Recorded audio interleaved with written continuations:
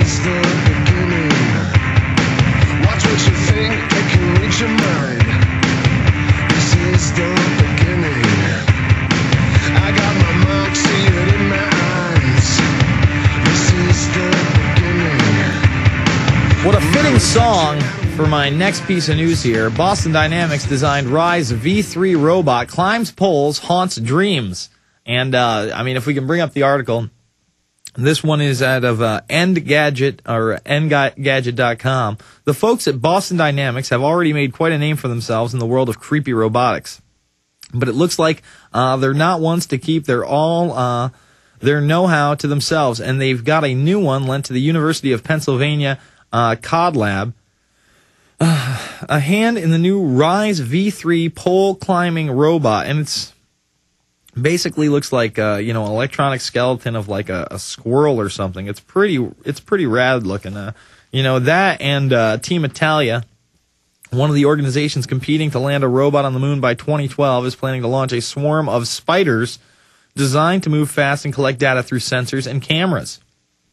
Folks, we are in a real technocracy right now. Technology is off the chain. Now, I think that's a computer model of the spider.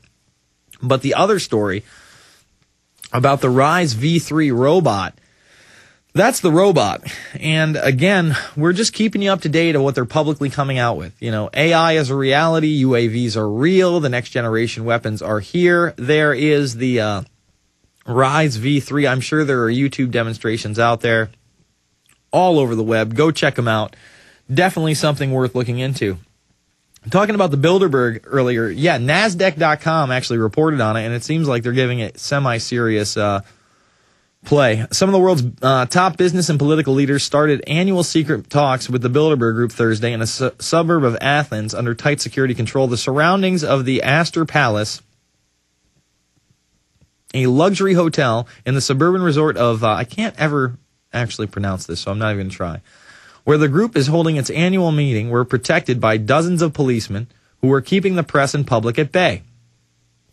A Greek Navy launch in boats carrying the elite divers could be seen a few meters off the coast of the peninsula where the hotel stands. Greek newspapers said the group had also asked for their protection of 2 F-16 warplanes and a police helicopter. Reports say U.S. Department number 2 James Steinberg is there. U.S. Treasury Secretary Geithner is there. World Bank President Robert Zoellick is there. European Commission head Jose Manuel Barroso is there. Queen Sofia of Spain. Queen Beatrix of the Netherlands. She's a real staple over at the Bilderberg Group. Let's see, are among those attending the meeting. The group, which has been holding annual off-the-record talks open to guests only since 1954, feeds conspiracy theories and speculation about its intentions, with critics accusing it of plotting world domination. No, they openly plot world domination as more and more of their documents come out in WikiLeaks.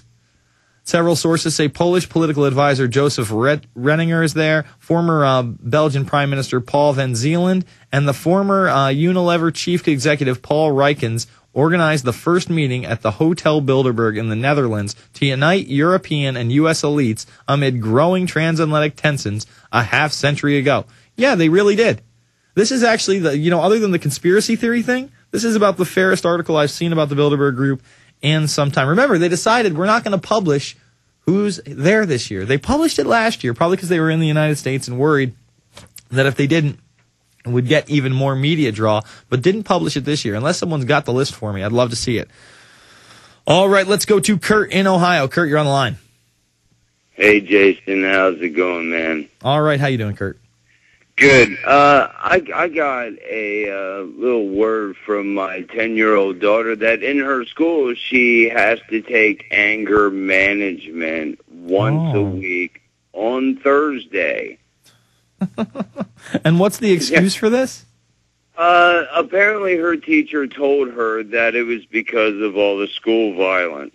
Now, as soon as I heard this, we heard this, actually, me and my wife heard this about a week and a half ago. We called the school, and my wife talked to the school psychologist. For one, that strikes me as odd that, schools even have a psychologist. I think that goes back to your caller earlier who was talking about the deliberate dumbing down of America and Charlotte Iserby. Now, we talked to them. They said that we don't know anything about this. Well, here she comes. She said, hey, Dad, I had my anger management class today. Excuse me? Now, was this like a private class? Is everybody having to do this? Are they taking them by grade? Are they taking them into a big auditorium and they have one of those big pep talk guys who everybody thinks they can trust because he's not a regular teacher? You know, it's a fun assembly type thing. I mean, what is this program? Well, it's funny that you mentioned that because they actually have a speaker that's not affiliated with the school. They have what they call a visitor come in, and I got a little paper that she brought home, and it says Talking with TJ, a program to teach children to work and play together, is funded by the Hallmark Corporate Foundation. Oh. Brought to you by corporate America with somebody your children can trust. You know, it's straight out of the playbook, man.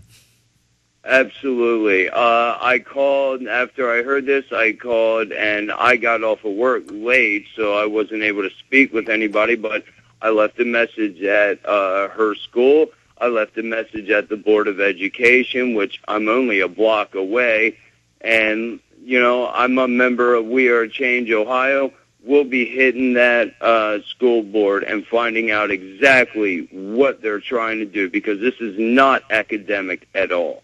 Absolutely not. It's brainwashing your children to be less aggressive and more receptive to authoritative, dictatorships, basically. Just obey your masters, listen to the rules, and play nice with everybody. It's okay. Don't worry. You could be a little bit mad, but we want you to take that anger and be proactive with it. Make it work for you. I thank you for the call. It's really going to work for them in the long run. It's not for the kids. It's so that you'll be more docile and be like, oh, tell me what to do. Oh. All right, let's go to Danny in Arkansas. Danny, you're on the line. Hey, Jason, it's Danny. I wanted to let you know about a thing I saw on FEMA.gov. Okay. I was browsing through their website and just checking out what I saw. And, I've got two 9-year-old, 10-year-old boy, and they have FEMA.gov/kids. And the About FEMA, if you go to that FEMA.gov/kids and click on About FEMA, it's a icon of a jet airplane, red and white jet airplane. And on the side of the jet engine, there's a port on the side with a cloud coming out of it. Oh. It's nothing like anything you've ever seen on any jet engine, but it is basically, I would say, is a jet engine spraying chemtrails.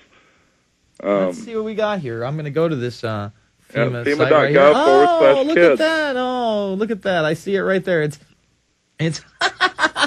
and by the way, it's a cartoon of a plane, and the cartoon isn't a smiling plane. He's like looking at the engine. He's like, what am I emanating? Oops. What is this? What Here, is that? have some barium and aluminum. We've only been reporting that it's barium and aluminum for how many years? 5 years. I've looked at my documents. I've been watching these chemtrails for a while, ever since I was probably about 12 or 13. 17, 18 years ago. I've been watching jet engine. I was a member of the Civil Air Patrol. I know what a jet engine is. I know what a contrail is.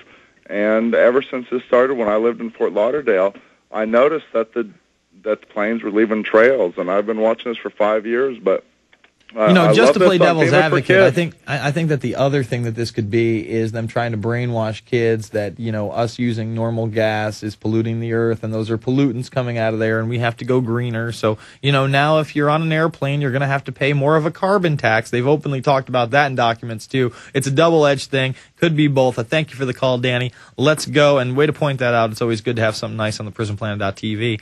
Let's go to Eric in Pennsylvania. Eric, you're on the line. My little brother, Jason Bermas.